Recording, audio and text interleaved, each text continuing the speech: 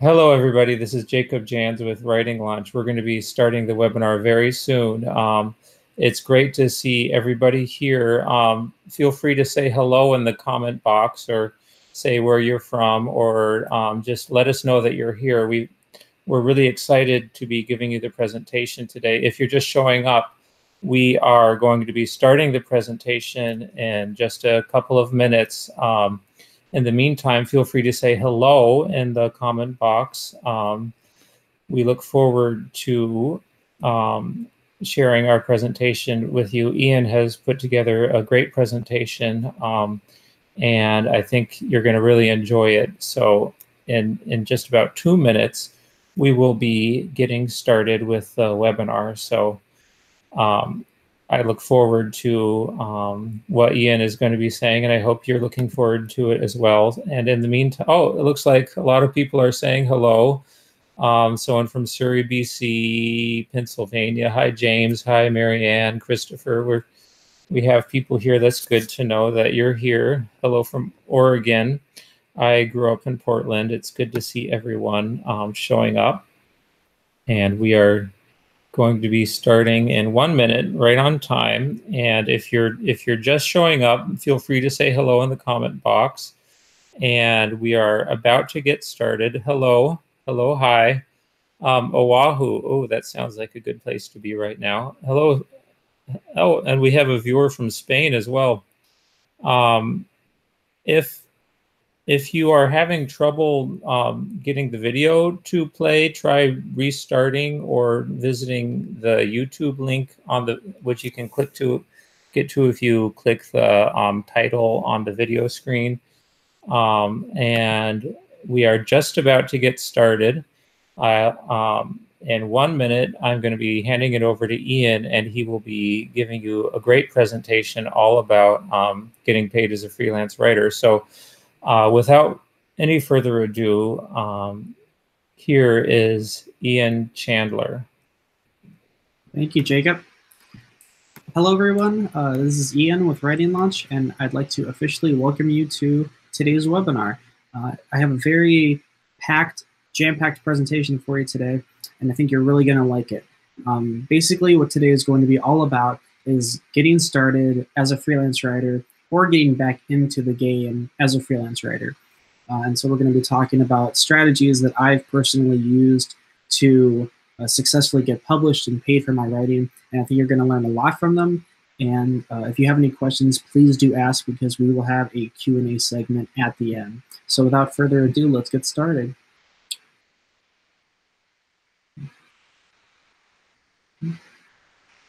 Okay.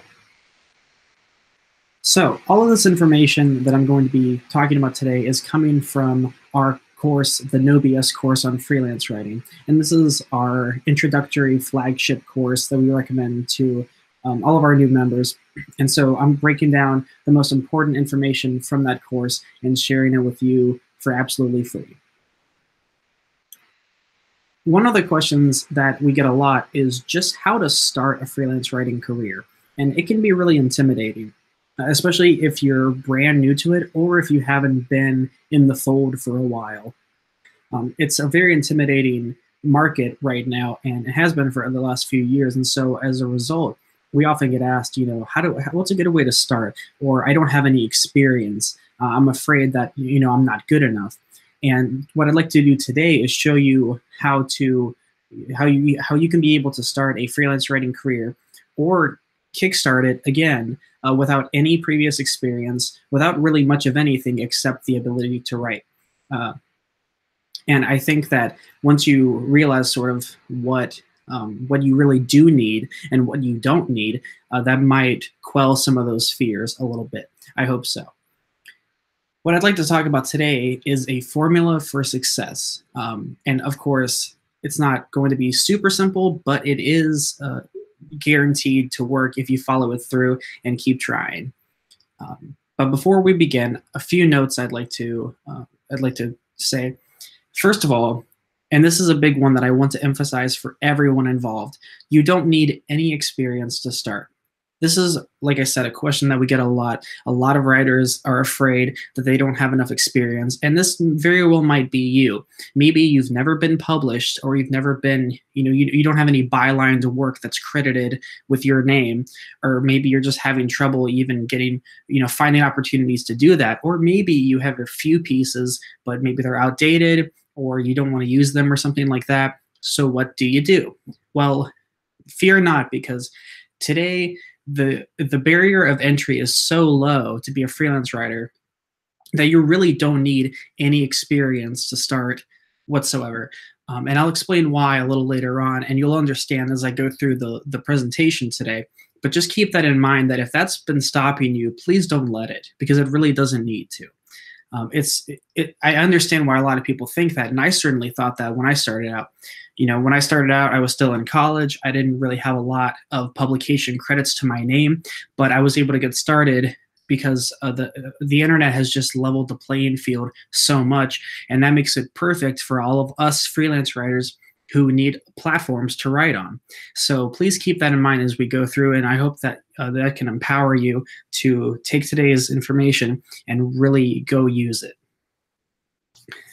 Like I said, it's going to be completely possible to build a lucrative and a flexible career from scratch without anything needed as a prerequisite, except, of course, the ability and the passion to write well. It will take some time and effort, but rest assured, it is within your reach. I built my freelance career from scratch, from just doing some side gigs in college, and I've grown it into a very successful career. So take it from me that it definitely is possible. One thing also I'd like to sort of say as a disclaimer is that sometimes we get some confusion over what freelance writing is. And a lot of people think that that might have some overlap with creative writing. So, for instance, submitting poetry or nonfiction essays to literary journals, or fiction pieces to different journals and magazines. But that's not what we're going to be talking about today.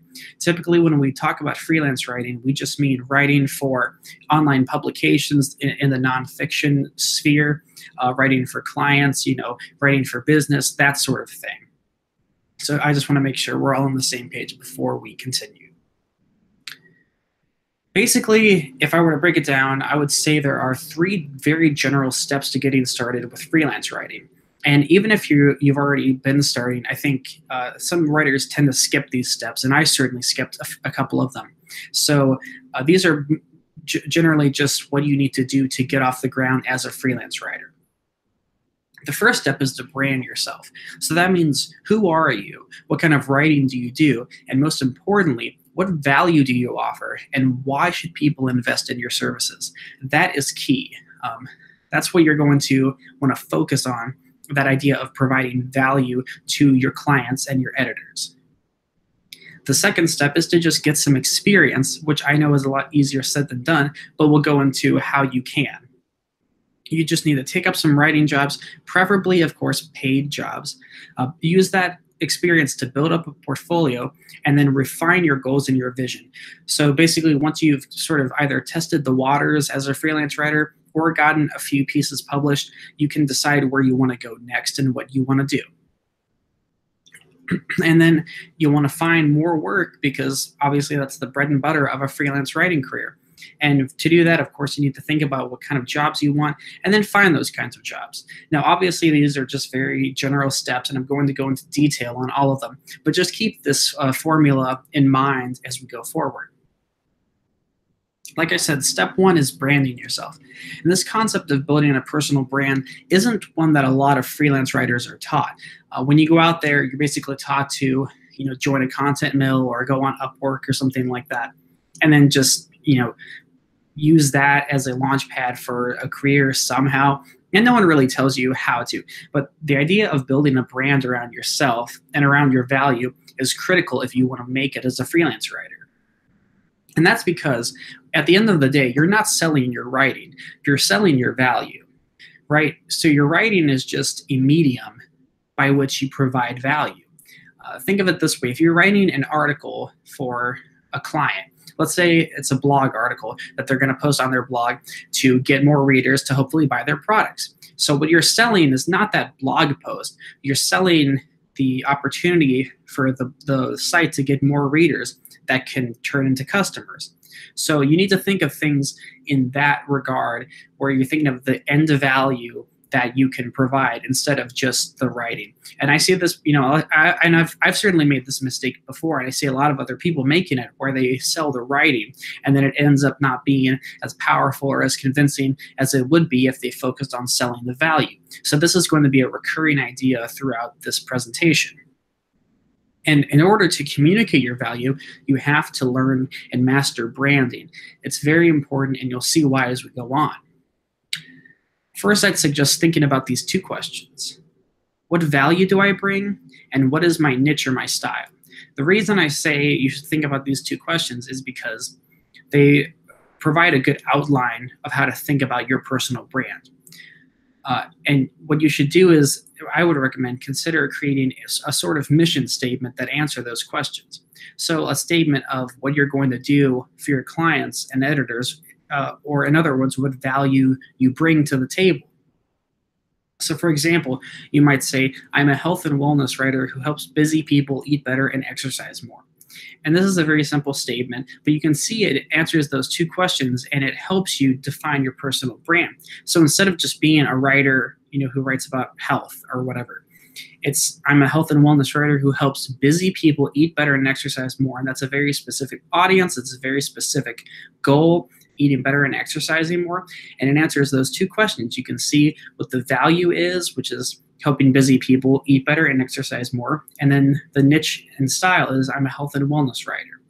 So this is very simple, but I would highly recommend taking the time, and maybe even right now, and writing down one of these for your own niche, for your own style, for your own career. Because once you can nail this down, it really helps. It helps you understand what your own brand is. Because if you don't understand your own brand, you obviously cannot communicate that to a client or to an editor. So even an exercise as simple as this one can really work wonders toward helping yourself understand what kind of value you're bringing to the table.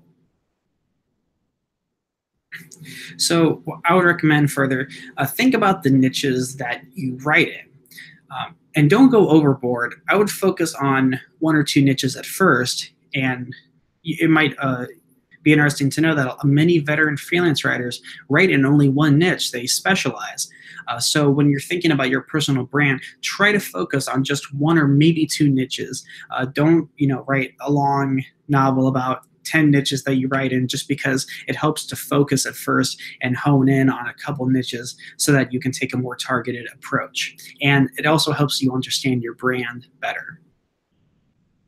Again, what specific tangible value is your writing going to give to your clients and editors? We saw in that example that I gave that if that person was a health and wellness writer who helps busy people eat better and exercise more. That's a very specific, concrete value that they're going to bring to the readers and thereby the clients and the editors. If you can help busy people eat better and exercise more, if you say that when you're pitching your services, that client or that editor is going to thoroughly and deeply understand what you bring to the table. And that's very powerful when you're trying to get work, when you're trying to land article assignments from magazines or publications. It really does a lot. Basically, how are your clients and editors going to benefit? You want to think about how they're going to benefit from your writing instead of just how good your writing is.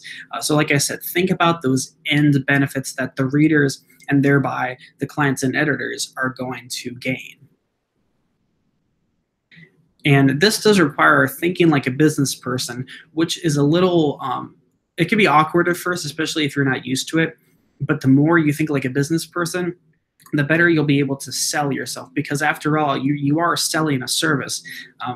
I think a lot of people who take on freelance writing focus on the writing part so much that they forget the freelance part of it. It is running a solo business, being a solo entrepreneur. And so as a result, you do have to think like a business person in order to really succeed. So I would recommend definitely studying up on business and entrepreneurship if you haven't already. And if you're familiar with it, that's great. But I know for a lot of creative types, it's hard to make that switch over and to think about the more dry business side of things, but it really, really does help. And of course, your personal brand is going to evolve and develop over time. So don't worry if you find that yourself changing, you find your goals changing. That's perfectly normal. Just sort of, go with it, go with the flow, see what happens, see where your writing takes you. So after you've branded yourself, you want to get some experience, because now that you're armed with a brand and you're armed with value, you can go out there and land some jobs. Now, if you're just starting out, I would recommend, going out and exploring freelance writing, because that will let you know whether or not it's for you. At least follow through with this step. Try to get some published post up, and if you don't like it, that's completely fine. But if you do, and I think you probably will, if you haven't already, if you do enjoy it, then you can continue using this formula and using the knowledge that you've already gained to progress you forward. So this is, like I said, a question we get a lot. How should I get experience? So let's talk about how you should get experience. If possible, what I would recommend is not taking on unpaid work. And this might sound a little simpler than it really is, because as freelance writers, we have so many opportunities to do free work. I can find 20, 30, 50 opportunities for free work in a couple hours time. And theoretically, that sounds really good. But of course, unpaid work doesn't pay the bills. And in my opinion, it's sort of a bad way to start off, because it sets a bad precedent. So if you have to do maybe 1 to 2 unpaid blog posts, that's okay, assuming they're credited with your name. But you don't want people thinking that you're going to give them just all the free writing they want. That's just a road to disaster. So what I recommend is taking on as much paid work as you can, finding paid opportunities from the get-go, so that you're not setting the wrong precedent for either your clients or your editors or yourself. There was a while where I was doing free work, and it's hard to get out of that. It's hard to stop doing that, because then you sort of develop a complex of not wanting to say no.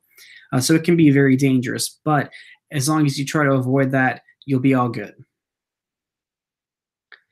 And I would also, and this is also going to be a little maybe controversial, but I would highly recommend resisting the urge to join content mills or freelancing platforms. So by content mills, I mean sites like Textbroker or Content that you may have heard of, or freelancing platforms like Upwork and Fiverr, which you probably have heard of. The problem with these sites is that they pay very little and they just aren't worth your time. I used to work on one of these platforms, and I wasted a lot of time getting paid very little. I was getting paid, I think, a penny per word, which is pretty much nothing. That was for $250 for 250 words. That was only $5 that I was getting paid, and after taxes and everything, I think I got paid $3.92. So it was even less than a penny per word. And what I found is that immediately after I stopped using that platform, I was getting paid, 5, 10, 15 times that amount, 20 times that amount, just because I asked for it. And I didn't really have a lot of published work under my name, because most of the work I did was under someone else's name. It was ghostwritten, which is how it usually goes on these platforms. So the moral of the story is that these are just really wastes of time, and they don't really pay a lot. And I know they get touted as these great places for writers, and they're sort of the places to go if you want to start a writing career. But I think there's a much better way, and I'm going to show you exactly what that way is, how I did what I did, and how you can replicate it. Basically, there are 2 ways to get high-paying writing jobs. You can write for publications, or you can write for clients.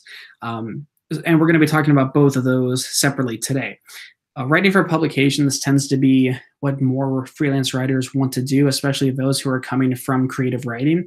Writing for clients can be a little drier, a little more complicated, but it's, in my opinion, a little more rewarding, and you can build a lot of opportunities from it. So think about which one or both you'd like to do, and pay attention, as we go through the rest of the presentation. to different sections. And even if you just want to do one thing, I would recommend paying attention to the whole thing, because there's some snippets in there that you can use no matter what type of writing you're doing. So let's talk first about how to get started writing for publications. The secret here is guest blogging. If you're not familiar with guest blogging, it's simply writing articles for blogs or online publications of any sort that accept content from freelancers. And if you've been freelance writing for any length of time, you know that this is a pretty popular way of getting published. And it pays well. It can lead to a lot of great opportunities, and I highly recommend it. Now, disclaimer, I don't recommend starting a blog of your own. And I sort of talked about this before, but the main idea is that running a blog yourself is very costly, both in time and money and energy. And as a freelance writer, you may be trying to make ends meet, or you may be trying to build a career. And when you have a blog to run, those kind of conflict. So I recommend instead guest blogging for established blogs or established publications. And it's a lot better. It's very lucrative. And as we go on, I think you'll see the benefits of this approach, especially when compared to freelancing platforms or content mills. Many of these blogs will pay for articles, and you don't need any experience to get started. In other words, they don't care if you don't have a degree or if you don't have a portfolio. Well, some of them do, but most of them just will accept anybody. Their writing just has to be good. And they pay much better than content mills or freelancing platforms. And when I say much better, I'm talking sometimes, like I said, 10, 15, 20 times as much, which is insane when you think about, how much you're wasting by using those content mills and freelancing platforms. And it's also a very easy way to dip your toes in the freelance writing. Guest blogging is really approachable. Anyone can do it. Like I said, you don't need any experience or qualifications. And it's one of the best ways, and I think it's actually the best way to start a freelance writing career today. So how you can do this is first find blogs that are relevant to your niche. And this can be a little tricky, but we have something to help with that. And I'll talk about that in just a second. But basically you want to find this, any sort of site, whether it's a blog or some sort of publication or, a site that accepts content from freelancers, look at different ones, see where you might be able to get in and pitch a good article. And you also want to find blogs with a low barrier of entry. So obviously, you're not going to get into The Atlantic or Forbes or something like that right off the bat. You want to find blogs that have a lower barrier of entry, meaning they will accept more freelancers and they don't require anything of you. And so, like I said, most blogs most publications online don't really care about what credentials or experience you do or don't have, which is great news if you're trying to get published. But just keep in mind that some do have a higher barrier of entry than others. So you definitely want to look for the ones that are sort of in your league, so to speak. And like I said, by that, I mean no experience needed to write. So we have a bonus for you, because I know how hard it is to even just find good publications online that pay. So we're going to be sending you for absolutely free the Paid Publishing Guidebook, which is a humongous directory of online publications that pay for writing. And actually, there are many print publications in there as well, if you're looking at that. But it's something like 800 plus or 600 plus, I forget the exact number, but it's hundreds and hundreds of paying publications. It's regularly updated. It's just a huge compendium of some of the best publications in the world, and has links to their writers' guidelines pages, their information about how much they pay, what type of magazine or publication they are. It's a really invaluable resource, and we're going to be sending it to you for free so that you can start looking up publications in your niche and get on the road to guest blogging. So look out for that in your email over the next few days. And if that wasn't enough, I'm going to also be sending you a second bonus, which is my road-tested pitch template. Because obviously, when you're pitching to blogs, you want to be able to pitch well. And pitching is something, we've done entire webinars on it before. It's a very complicated topic, and we could go into it a lot. So what I've done is taken my pitch template, or I've taken some of my most successful pitches, and I've boiled them down into a template that kind of maintains all of the shared characteristics that they have. And then I've put this template into a document for you to use, for you to customize and send off yourself. So obviously this won't pitch for you, but it will help you create a pitch structure that is almost guaranteed to be successful. It's proven successful for me many times, and I think you're really going to like it. And it's going to make pitching a whole lot easier for you. So keep an eye out on your inbox for that too over the next few days.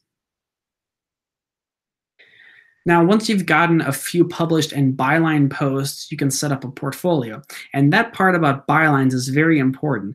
I get questions a lot asking, oh, I wrote this post for a website, but my name's not on it. Can I still use it?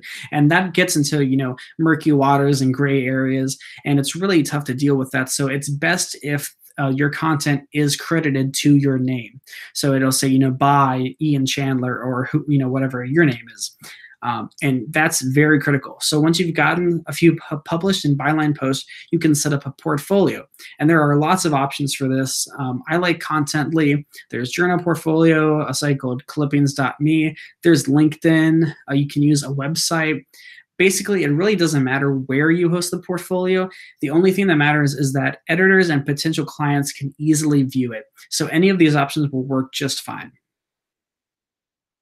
So after you've gotten some experience, you want to continue finding work. And like I said, this can be a little intimidating, but I'm going to share some tips that make it very easy for you to find good high quality work on a consistent basis. So like I said, once you have a portfolio, you can begin your search for regular work. And this is important because having a portfolio gives you a lot of social proof with clients and editors. The basic idea is that if a client or an editor looks at your portfolio and sees some published work, they think, wow, this person's writing is so good that other people are interested in publishing it, and so maybe I should be too. Of course, that happens, subconsciously, but that's the effect that it has. And that's why bylines are also so important, because they cement your credibility. They give you sort of an emblem of that experience that you earned. And without that, it's sort of, well, how can I trust this writer? How can I make sure that they wrote it? And so, like I said, bylines are critical. But once you have a good portfolio, maybe 3 to 5 pieces is really all you need, I'd say, you can begin your search for regular work. And by this point, if you were testing the waters, you'll have a pretty good idea about whether or not freelance writing is for you. And if it is, great. If it's not, that's fine. But by this point, you should pretty much have a good idea. So first, what I'd recommend is seeing if the blogs or the sites you previously wrote for need more content. And the reason I suggest that is because you already sort of have a foot in the door. So that's a really good opportunity if it exists. It's completely possible, in other words, to build long-term relationships with these blogs and become a contributing or even a staff writer. That's happened to me before, where I've started off just pitching 1 or 2 articles to a blog, and then I became a regular contributing writer who got assignments regularly, which means I got paid regularly. And this happens a lot more than you might think, and it can happen to you too. So definitely explore that opportunity if you get if you get articles published on publications or blogs or something like that. Definitely explore this opportunity. Now, I do want to talk a bit about working directly with clients, because I think that to get started, to get experience writing for publications online is the best and the easiest way. However, once you've sort of graduated past that and you're looking for more long-term or just more diverse work, then working directly with private clients can be an avenue that you might explore. Basically, when you're doing this, you're writing for clients like maybe entrepreneurs or small businesses, and not publications that are, sort of regulated. And like I said, it's a bit more advanced, but it's going to teach you a lot. A good way to get started is to create a Reddit account and look on this community called reddit.com/r/for-hire. Now, I've recommended Reddit a few times in the past, and it can look complicated at first, but rest assured, it's really not. Once you get the hang of it, you can find how-to guides with a quick Google search. It's a really good place to find high-paying work, but you want to be careful because obviously there are people who will pay not a lot. There are people who will even try to scam you, but it's pretty obvious if you know what to look out for. If it's broken English, if the post doesn't give a bunch of details, if it doesn't give a price for what they're paying, then you want to probably stay away. But if you use common sense, you'll be just fine. However, I do recommend requesting payment upfront and using a contract. Using a contract is just a good practice no matter what in all cases, and recommending or requesting payment up front is just a good safety measure, and it ensures that the client is serious. I've never once had a problem with this with a good client, and if a client declined to provide payment up front, I just sort of learned that they weren't up to the best things, if that makes sense. But it just, if at least if it's under maybe 500 or 600 USD, the client should feel comfortable if they're legitimate paying everything up front. And like I said, I've never really had a problem with that. And like I said, Reddit is an excellent resource to find high-paying clients. I've gotten my best-paying jobs, many of them from Reddit. It can be a little intimidating at first, like I mentioned, but if you get the hang of it, it really will be, it's a good place to find a lot of high-paying work. You just need to know what to look for. So I really want to recommend this, and try it out at least for a few days. It's basically a job board, but with people are posting there directly. Companies aren't posting for them. Hiring managers aren't posting for them. Recruiters aren't posting for them. It's just people, individuals, either entrepreneurs or people running small businesses or people who are part of businesses that are posting directly and personally, which is why it's so good. Now, going along those lines, I'd like to share some tips for finding good clients. When you reach out to a prospective client, so let's say you found somebody and you want to reach out to them and say, hey, I'm interested in doing some work for you, what you need to do is list your benefits. And this is, like I said earlier in connection with thinking about value, this is critical because if you think about value, you'll really have a grasp on understanding what the client wants, and the client will understand how you can benefit them. So a bullet point list can work really well here, and it's even better if it's customized for a particular project. So let's say someone is looking for copy for their entire website. So you could break down exactly what you're going to give them, like let's say, for instance, you give them, the full copy, some maybe email copy of some sort, one edit, things like that. Even a simple bullet point list like that can work really well because then the client can visualize what they're going to get. And even if another writer gives a similar offer, yours is going to look better because the client is going to be able to process it more easily. And like I said, visualize it better, get a better idea of what you're going to provide to them. I also recommend using a per project or a per word rate, and preferably a per project rate instead of an hourly rate. And I know most of you are probably used to charging hourly rates just because that's sort of the corporate standard, but it really doesn't work for freelancers. Hourly rates tend to incentivize those who work for longer. And if you get jobs done quickly, you almost get penalized for not taking a long time to do a job. So instead, I recommend using a per project or per word rate. Of course, rates are very complicated to get into. We have entire sections in our courses devoted to those. But once you've sort of settled on a rate, convert that instead of to an hourly rate into a per project rate. And an easy way to do that is to see how much your hourly rate is, and then see how long it would take you to complete a project, and then just convert that into a per project rate, if that makes sense. And then you want to follow up if you haven't heard back in maybe 2 or 3 days. You want to follow up with just a short one-line reminder. And it doesn't need to be anything too complicated. You just want to make sure that the client remembers that you contacted them. You don't want to bother them or anything like that. Just a 1 or 2 line reminder will work just fine. Now let's talk about some other ways to find work. Job boards and newsletters are going to come in handy here. So some I would recommend are, of course, freedomwithwriting.com, which is an amazing resource if you're not familiar with it. Freelancewriting.com's morning coffee newsletter is also a great source of regularly curated jobs. There's a newsletter from a site called onlinewritingjobs.com, and make sure you have the little dashes in there. These are all great options if you're looking for additional jobs. Now, let's talk real quickly about some common problems you might face. Something I hear a lot is, oh, I'm having trouble finding work. So some suggestions I have for that are to look for other blogs, maybe in slightly different niches. So maybe if you're in health and wellness, maybe look in the spirituality niche or mental health or something like that. Something that's adjacent to the niche that you're in. Or just look for, keep looking for other blogs in your niche, because those will really go a long way toward giving you the most opportunities. The more blogs and publications you have to consider pitching to, the more opportunities you have. Also, like I said, search other job boards. Reddit doesn't have to be the only source you use. You can use any sort of job board that you want. Just make sure, like I said, you read the post carefully. You also might consider using your network and your extended network to see if anyone needs writing done.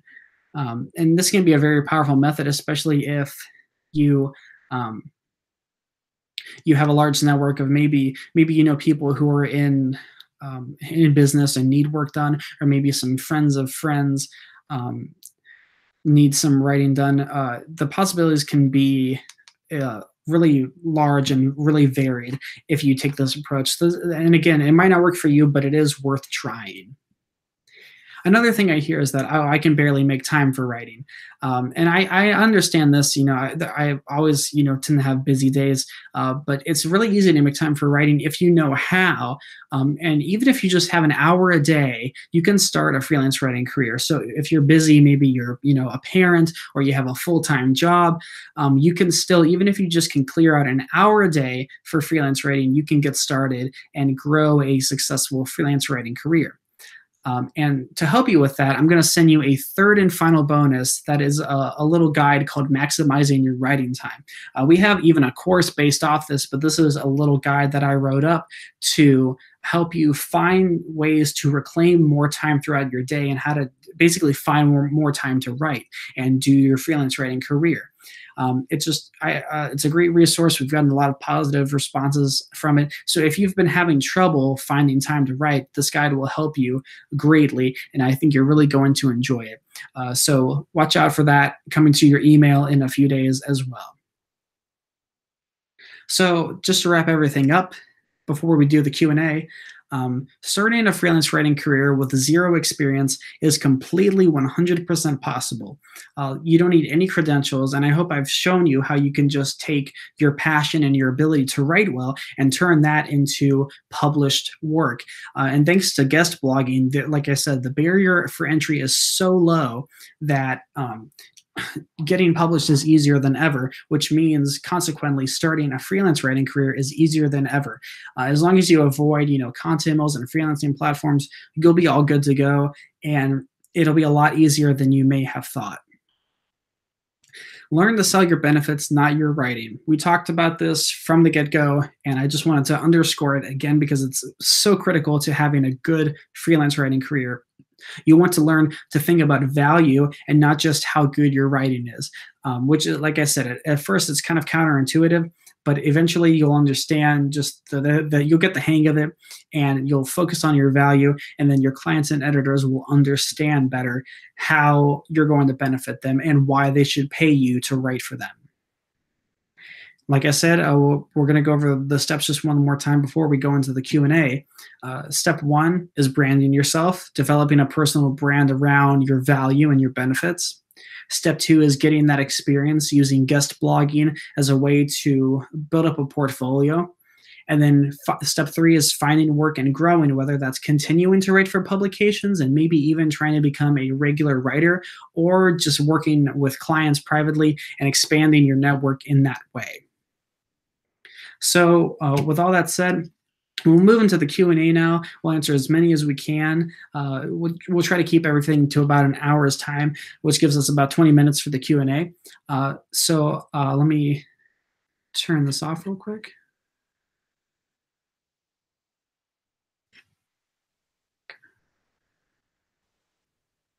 Okay, there we go. All right, so let's go to the Q&A now. If you have any questions, please ask them away in the comment box. We'll get to as many as we can. And if you have any questions, or maybe you're watching this after it's aired, or you have just questions that you'd rather ask privately, you can email us directly at support@writinglaunch.com, and we will personally answer your questions. So let's get started.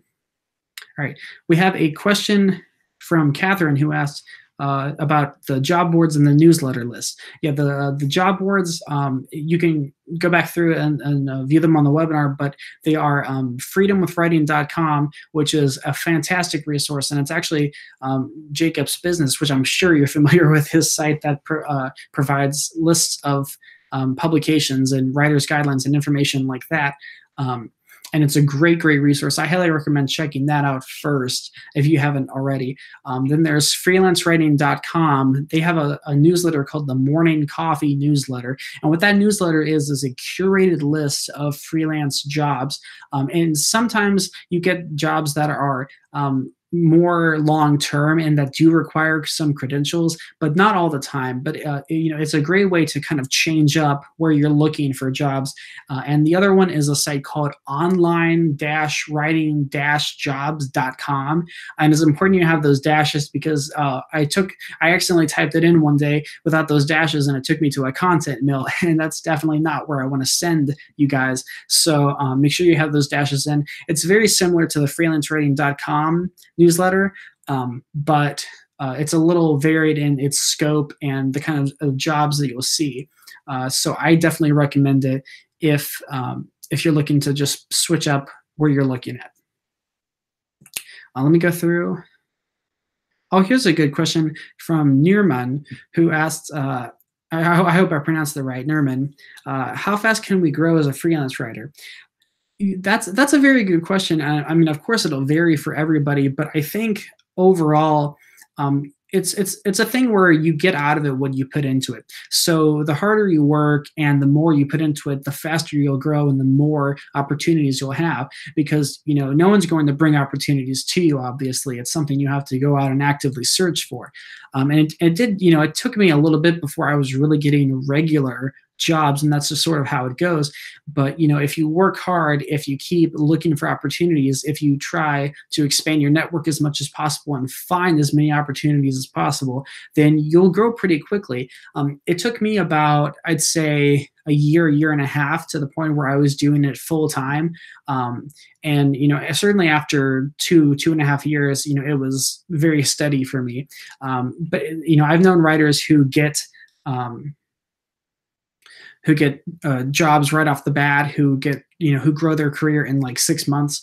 So it's really, like I said, it's what you put into it that counts. So I know that doesn't really answer the question, but it's just such a difficult question to answer, but I hope that helps. We have a question from Wendy who says, I write fiction. Are there blogs for fiction? So we talked about this a little earlier, how freelance writing and creative writing don't really overlap. So when we talk about freelance writing, we usually talk about nonfiction writing that is specifically geared toward, businesses and casual readers, not, fiction readers. So to delineate the difference a little bit, there aren't really blogs for fiction. We would call those literary journals or literary blogs, which do exist, but they're not under the umbrella of freelance writing, if that makes sense. So today, unfortunately, we're not talking about that, but there are great resources out there if you do like writing fiction, and I know almost all of you do, but it's just that, freelance writing, I think, this is coming from someone who is a former creative writer.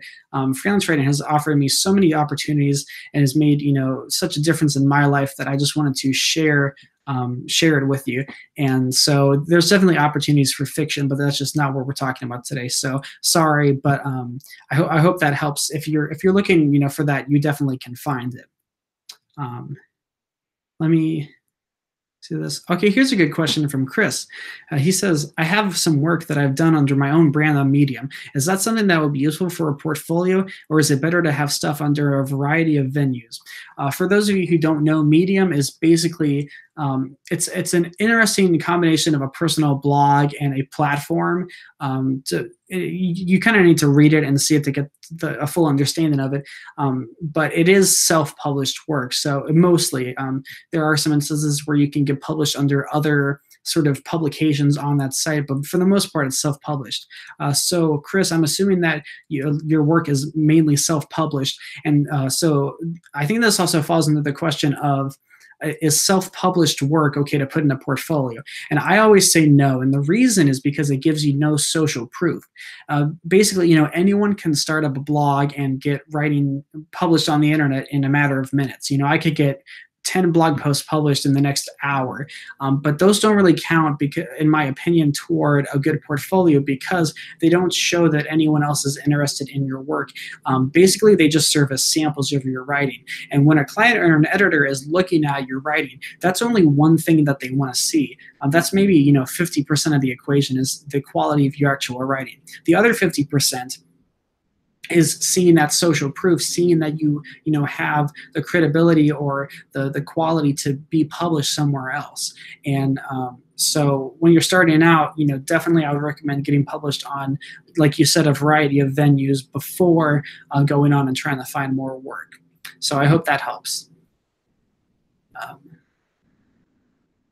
Let's see.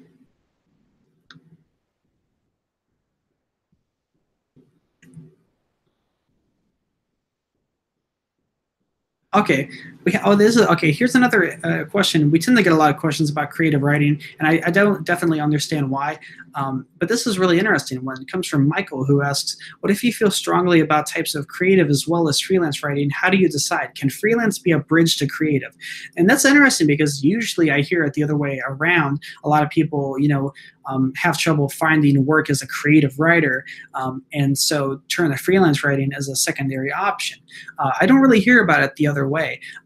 I think because the two types of writing are so different, you can't really compare them or use one to go into the other. And the problem also is that there are such different skill sets required.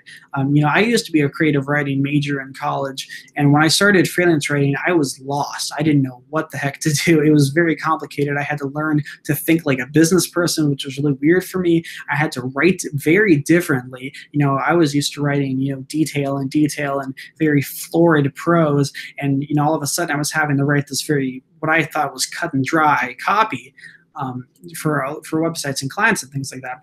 And it took me a long time to really get comfortable with that skill set. And I think if maybe I hadn't come from creative writing, I would have moved forward as a freelance writer a lot sooner, because I wouldn't have had to switch my skill set over. But what I would ask is, thinking about these types of writing in terms of what you want to do as a profession and what you think has the most opportunities for you. Now, certainly you can be a successful creative writer and get paid for that. It is, from my experience, a little bit tougher to do, but it's definitely possible. Freelance writing, I think, is a little more approachable. There are more outlets for it, but not all people, want to do that. But I would hope that since you're here, you have a little interest in freelance writing. But if you feel strongly about both types, what I would recommend is thinking just hard about whether or not you want to pursue creative writing as a career, or if you just want to do it for the passion of it. And either are perfectly fine. I'm not trying to say one is better than the other, but it's just something to think critically about. And like I said, I don't really think freelance writing can be a bridge to creative writing, either in terms of opportunities or skill sets. So in my opinion, it is better to keep them separate. But thank you for your question, because that was a very interesting take on a question that we've gotten before. Let me go through this. Here's a good question from Karen, who asks, do I need to be able to offer SEO, analytics, or optimization? So if you're not familiar with SEO, it's basically how to make content more visible for search engines, or how to get higher up on the Google pages. That's a very a condensed version of it, but that's the basic idea behind it. I would say no, because when you're talking about, at least when you're talking about writing for publications, if you're talking about writing for clients, then you don't need to offer that, but it is good to offer that, and it can be a complementary skill. But you don't need to. If you are writing for clients, especially if you're writing for clients in business and you're not writing for publications, I would recommend, at least getting the hang of basic SEO, but it's really not something that you need to worry about unless you're really, committed to the business niche or marketing or something like that. So I hope that helps.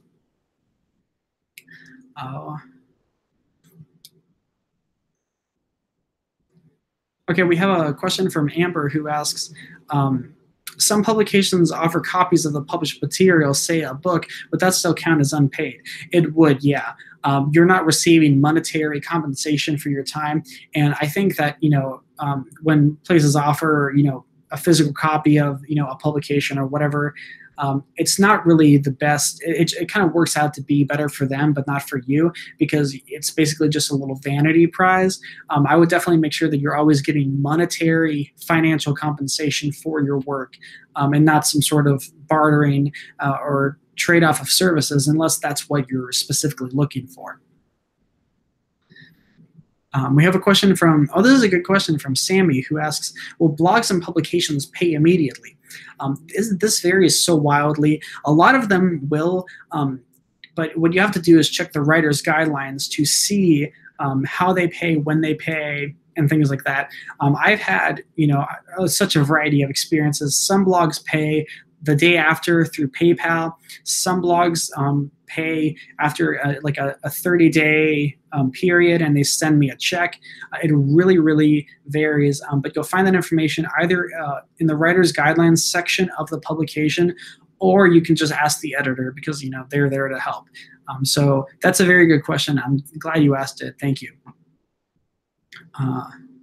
We have a good question here from Renata, who asks, if my portfolio is in one niche and I want to change niches, how do I approach publications?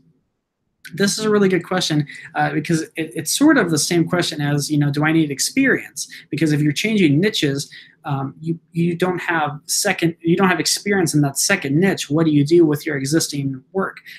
What I recommend is to use it anyway. Because even if it's not directly in the niche that you're writing in, it still shows that you've been published, that other people are interested in your work, that you can write well, and that's really all you need to get started. I've had success writing in all kinds of niches just based on a handful of articles, so it's definitely something that's possible. That said, you definitely want to have experience in the niche that you're writing in. So if you do change niches, consider going through that process that I mentioned of finding low barrier of entry blogs, publishing to them with them, and then using that for your portfolio as well. But definitely, if you have old work that you think is unrelated, I would say keep it anyway, because if nothing else, it is a good way to fall back on what you already have. So that's a good question. Thank you for asking. We have a good question from Elizabeth, who asks, what platform do you use for payment, and what do you include in your contracts? For payment, it's almost universally PayPal, and it's sort of a necessary evil in the freelancing world. It's not the best platform by any means, and there are alternatives, but in most cases, that's what we have to deal with. Sometimes I will get just straight bank deposits. That happens sometimes, but by and large, it's PayPal. And I know some of you are not based in the States or other countries where PayPal is easy, and there can be problems there. And I know editors are willing to kind of work around that. So if for some reason you can't use PayPal, don't worry too much about it. Just make sure you say that up front with your editor or your client. And so the second question, what do you include in your contracts? I use a modified version of a contract called Contract Killer, which is sort of, punny name. And I found that just online, one day looking for different contract templates, and for me, it was the best one. Basically, I just make sure to include that, the agreement between the two parties, and that, especially in terms of payment. One of the biggest reasons I have a contract is to ensure that the client will pay. This is especially important if you are dealing with high volumes of work or high amounts of money, like, hundreds or thousands of dollars. So what I recommend doing is just taking a look at different contract templates that are out there, seeing which ones, hit all the right bullet points, make sure they have, a clause about who owns the content, which can be you or the client, whatever. That's up to you. Some people like to own their work. Some people don't really mind. I don't really mind, so I sign over the rights to the client because I have no interest in like republishing it or anything like that. So I just make sure it has that. Of course, information on payment, details about the agreement. Pretty much any standard contract will do just fine, but you do want to make sure that it is, that it covers all the bases. So if you have to, hire a lawyer for, maybe a half hour or something like that to look over it, that's not a bad idea. It's a one-time thing that can pay dividends. So that's a really good question. Thank you for asking. We have a question from Jill, and this is a very interesting question. She asks, what if your value is just to basically entertain a person for the time it takes them to read your article? I think this depends on the niche because, if you're writing maybe a lifestyle article, then the value is pretty much entertainment. If you're writing an article like maybe in a niche like business or health or something like that, there's always some sort of takeaway, some sort of information that you're conveying to the reader. And the value, can be that that knowledge or that takeaway. But when we talk about value, I try thinking in those kinds of concrete benefits that I mentioned earlier, as with the health and wellness writer. I can help busy people eat better and exercise more. You want concrete benefits like that, and if you can't find one, usually in my experience, that means that you either haven't defined your niche well enough, or you haven't really thought about your value well enough. So that's a very good question. Thank you for asking. I hope that was helpful. Let's answer a couple more. Okay, this is a question we get a lot. This question comes from Dominica, who asks, would I be able to be an international freelancer? For example, if I'm from Europe and working for American blogs, would there be some problems considering paychecks or taxes? One of the best things about freelancing is that you can do it from anywhere in the world. There are even people who call themselves digital nomads who work completely online and just travel across the world. It sounds very, idealistic, but it's, that's what some people do. So you can definitely write for almost any blog, almost anywhere in the world. The one exception I would say is if there's a blog that maybe only writes about, let's say, the Midwest US, or about, the country of Belgium or something like that. Unless it's really, localized like that, you can write for any blog anywhere in the world. As far as paychecks or taxes go, obviously in terms of taxes, you would want to check with an accountant or a financial expert near you who's qualified to talk about those sorts of things. In terms of getting paid, the only thing you might run into is exchange rates that are maybe not in your favor. And so when you're getting paid, you want to think about that, figure that into your rate and make sure that you're getting charged appropriately for your time. Because I think in my experience talking with other writers who are international, that's one of the biggest issues is just exchange rates. And sometimes, PayPal having problems or something like that. But like I said, there are alternatives. You just have to work out something with your client or your editor that works for both of you. So great question. Thank you. Let's answer maybe two more questions. We have a question from Alicia who asks, how do we actually make a portfolio? So if you go to one of those sites that I mentioned, you can get a sort of a pre-made portfolio platform for you, and all you do is just link your articles from whatever site they're on to there, and then they'll show up on the site. If you're using LinkedIn, you can do pretty much the same thing. Just find links to your articles, put them in there, or write a little blurb about them, maybe include the accompanying picture, and you're all good to go. If you're doing it on a website, depending on what website host you're using, it can vary, and you might need to look that up. But the basic idea is just, finding your article, linking to it, using either a site like Contently or a site like LinkedIn or something like that, either a pre-made portfolio site or somewhere you can display your work, like LinkedIn or a website of your own, and then just linking your articles, providing some information about them, and letting. The biggest thing is that you want to be able. You want to be able to make sure that a client or an editor can view your articles easily and without hassle. So that usually means just providing a clear link to your article, talking a little bit about it, but then letting it speak for itself. And as long as they can easily view it, that's really all that matters. So, like I said, another good question. Let me answer one more question, and then we will call it a day. Let's see. Okay, here's a good question from Melanie, who asks, I understand this probably varies from person to person, but how long does it take you to quit your day job? And do you feel it's possible to make a comfortable living from freelance writing? I definitely do. And of course, this question will vary a lot. But overall, I would say yes. Like I said, you get out of it what you put into it. So let's say you have a full-time job of some sort, it might take, several months or maybe even, a year plus to feel like you're at the point where you can comfortably quit that. It does really vary from person to person. Like I said, the harder you work, the more you put into it, the more time you invest, the more easily you'll be able to do that full time. Now, it all depends on sort of, how many opportunities you find, where you are headed, what kind of niche you're in, because different niches pay differently. But overall, I definitely think it is possible to make a comfortable living. That said, a lot of freelance writers tend to supplement their incomes and also diversify their incomes. So, for example, I don't just look at, let's say, Reddit for jobs. I have 2, 3, 4-ish revenue streams that come into me. And I think that's what's for a lot of self-employed people, whether they're writers or just creatives or freelancers of any sort. That's really crucial, is to diversify your income. So just don't look at just one source of jobs.